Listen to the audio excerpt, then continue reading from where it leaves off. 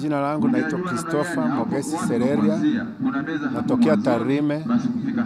Nimefika hapa Bugando kupata huduma ya meno, kinywa na meno.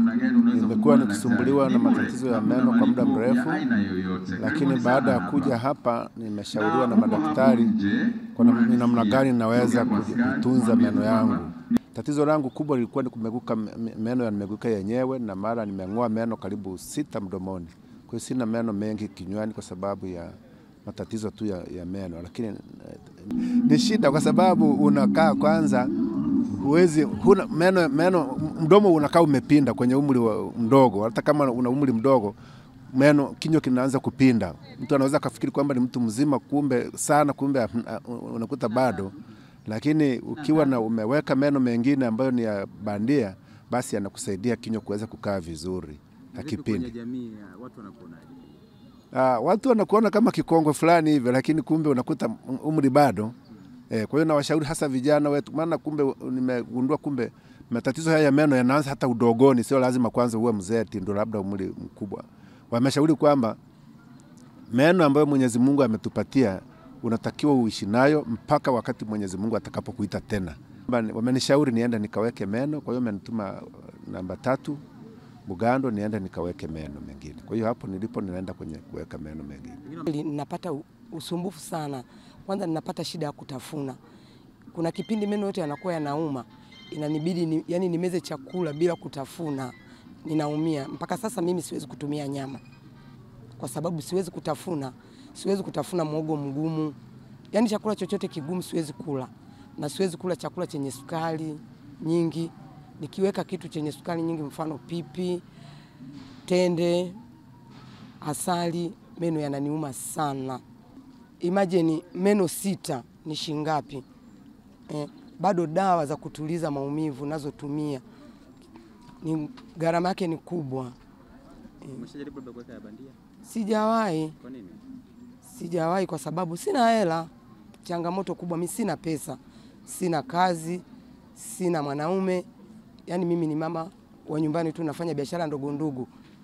Ninauza tu kalanga, pipi, vitu tudogo ambapo hatuwezi kunisaidia kupata hiyo hela ya kwenda kuweka hilo jino la bandia, kwa sababu nasikia jino la bandia lina gharama na mimi uwezo huo sina.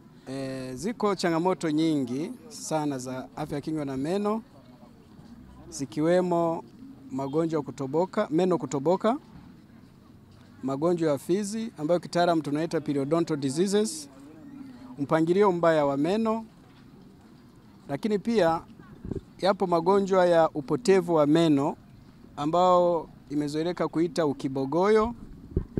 Yako magonjwa ya vimbe mbalimbali, nyingine zinakuwa ni saratani, zipo vimbe kama majipu na magonjwa mengine.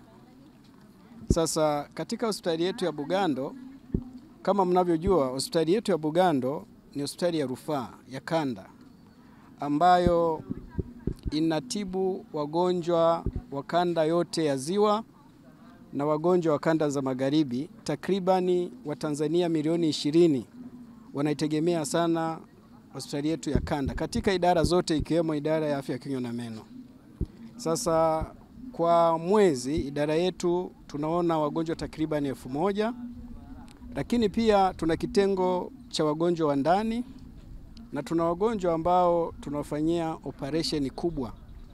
Takribani wagonjwa 24 kila mwezi tunafanyia operation kwa watu wale wanaokuja na vimbe mbalimbali, zikiwemo saratani mbalimbali. Tiba nyingi, lakini tiba iliyozoeleka huwa ni kung'oa. Watu wamezoea wakiumwa jino, tena wengi huwa tunakutana nao, akija tu kukuona kama daktari anakuambia nimekuja kuumwa jino, nimekuja kung'oa jino.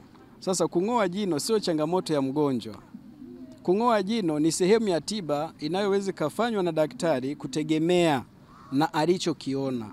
Sasa jambo la kwanza ni waase wananchi, wanapoenda kwa daktari wasiende kumwambia daktari wamekuja kung'oa jino.